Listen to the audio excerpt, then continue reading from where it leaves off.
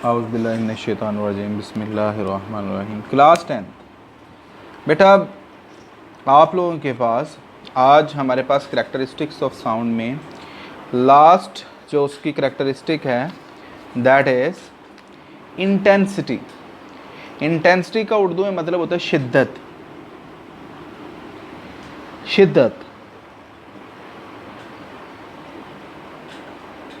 The sound waves transfer energy from the sounding body to the listener. ठीक है, हम बोल रहे हैं, हम जो भी कुछ बोलेंगे वो सारा कुछ कहाँ तक ट्रांसफ़र होगा, जो सुनने वाला है उस तक। The intensity of sound depends on the amplitude of the sound wave and is define as. ठीक है, ये किस पे डिपेंड करता है? बहुत ही इंपॉर्टेंट MCQ है कि साउंड की इंटेंसिटी किस चीज़ पर डिपेंड करती है?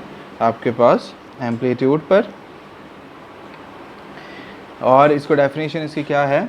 Sound energy passing per second through a unit area held perpendicular to the direction of propagation of sound wave is called intensity of sound. कि आवाज़ की शिद्दत कितनी है वो हमें उसकी डायरेक्शन को, जब हम लोग उसकी प्रोपोगेशन, जो प्रोपोगेशन की डायरेक्शन है उसके परपेंडिकुलर रखते हैं तो हमारे पास हमें पता चलता है कि इसकी इंटेंसिटी कितनी है। इंटेंसिटी द फिज़िकल क्वांटिटी, ये एक फ़िज़िकल क्वांटिटी है। ठीक है, और इसका unit, the unit of intensity of sound watt per square metre. ठीक है, वाट पर स्क्वायर मीटर ये हमारे पास है। इसको वेबर भी बोलते हैं, लेकिन यहाँ पर उसने सिर्फ वाट पर स्क्वायर लिखा हुआ है, वाट पर मीटर स्क्वायर या वाट पर स्क्वायर मीटर, तो ये हमारे पास इसका यूनिट होता है।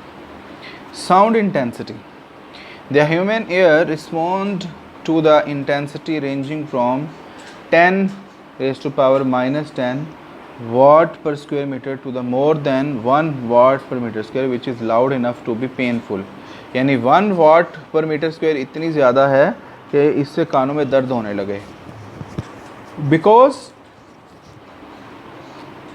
the range is so wide, intensity are scaled by factors of 10। ठीक है, देखिए 10 की पावर -12 से लेकर 1 तक, -12, -11, -10, -9, ये सारा करके फिर 1 तक उसने आना है।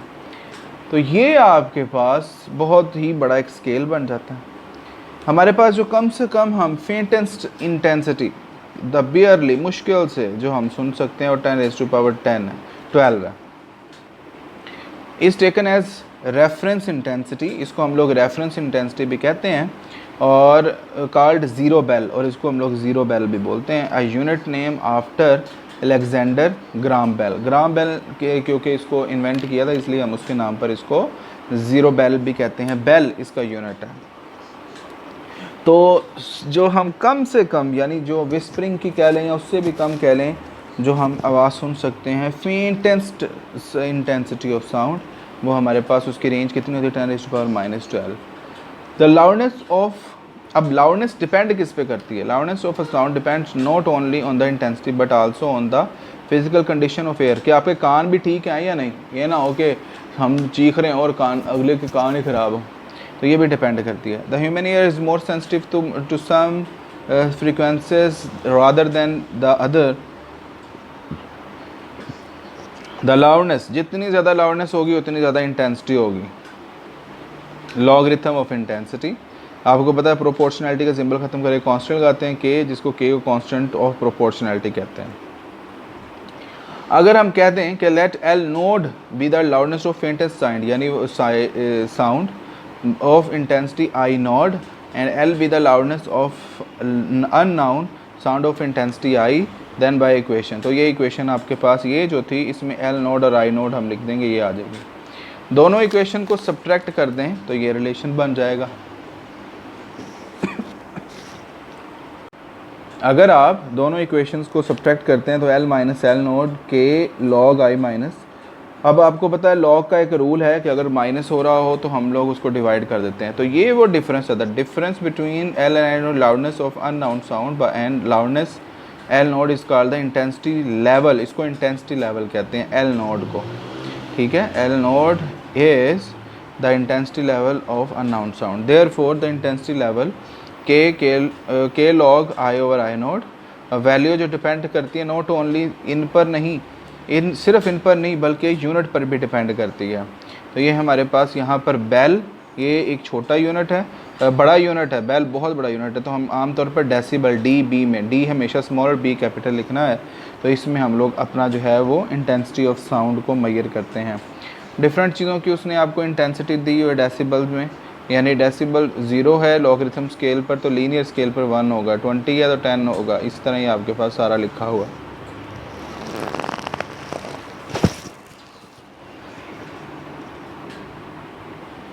मुख्तलिफ़ चीज़ों की उसने इंटेंसिटी लिखी हुई है इन डेसिबल में, तो ये आप लोगों ने देख लेनी है।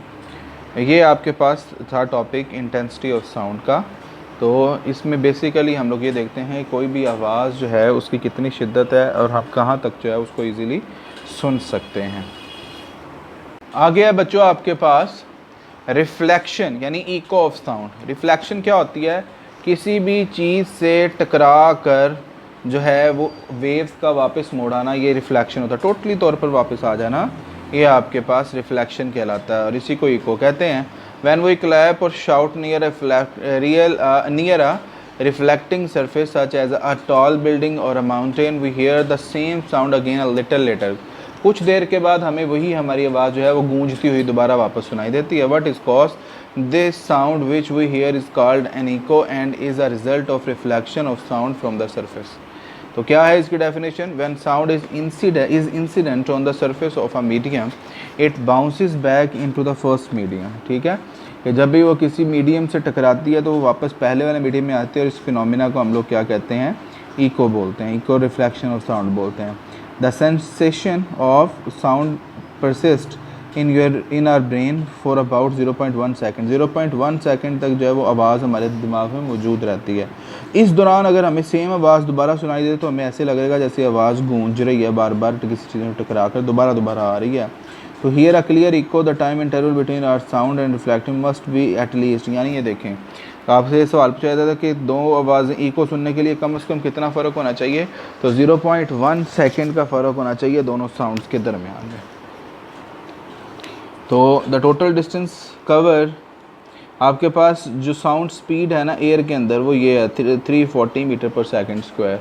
ठीक है बच्चों, तो इस तरह हमारे पास अगर हम मल्टीप्लाई करें 34 मीटर जो है वो डिस्टेंस कवर करती है एटलीस्ट, कम से कम साउंड वेव्स जो होती है। Distance of the obstacle from the source of sound must be half of it distance. Echoes may be heard more than once due to successive or multiple reflection. बार बार आवाज़ जो है हमें आने से उसकी बहुत सी बार बार वो आवाज़ें सुनाई देंगी। Speed of sound, speed of sound depend करती है कि नेचर क्या है। लिक्विड है, जो भी मीडियम यूज़ कर रहा है जिसके अंदर से साउंड की वेव जो है वो पास कर रही हैं, वो क्या है? वो आपके पास लिक्विड है, गैस है या सॉलिड है, कहाँ से जो है वो साउंड मूव कर रही है। Sound waves can be transmitted by any medium containing particle that can vibrate. They cannot pass through vacuum. However, the nature of the medium will affect the speed of sound waves. In general, the speed of sound is in a liquid is 5 times in the gases. ठीक है, कि आपके पास liquid के अंदर जो होती है वो गैसेस का 5% है, क्योंकि गैसेस में बहुत ज़्यादा स्पेस होती है इसलिए आपके पास थोड़ा टाइम ज़्यादा लग जाता है। The gases speed of sound in solid is about 15 times that in gases. Gases से 15 टाइम जो है वो ज़्यादा होता है क्योंकि बहुत क्लोज होते हैं सॉलिड्स में मॉलिक्यूल्स, इसलिए। The speed of sound in air is affected by change in some physical condition such as temperature, pressure and humidity. इनको अगर कर दिया तो हमारे पास the speed of sound is 343 metre per second है। ठीक है, and at the atmosphere of pressure and room temperature the speed varies with temperature and humidity. The speed of sound is in solids and liquid is faster than in air. The following relation, ये हमें relation बताता है कि आपके पास speed of sound का आती है, F frequency है और ये आपके पास वेवलेंथ ऑफ साउंड वेव्स और वी जो है स्पीड है। यहाँ पर आपके पास एक ये पूरा एक्सपेरिमेंट किया गया है, इसको आप लोग पढ़ें, आपको मज़ीद क्लियरली जो है वो समझ आ जाएगी स्पीड ऑफ साउंड की कि कोई भी चीज़ किस तरह स्पीड में जाती है।